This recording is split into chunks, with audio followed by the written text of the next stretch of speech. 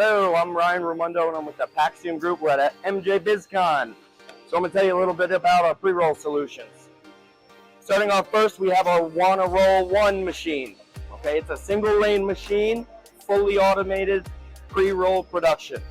Starting from the front end of the machine, we have a magazine where you load your pre-rolls. The pre-rolls get put into a block, which then indexes through the stations of the machine.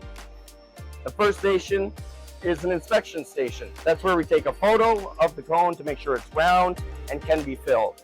Then we move right on to filling. We have a hopper in the back that can be filled on the fly with your ground products. That product goes into a weigh bucket that is super sensitive, 3 decimal points of a gram on the readout, and then it dumps down the funnel into the cone. In this station, we also can compact from the bottom up.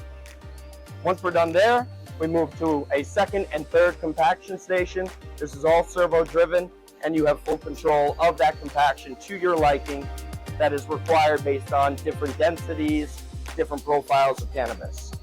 Finally, we go to a twisting station where we twist off the finished joint and we trim it as well, and then we discharge.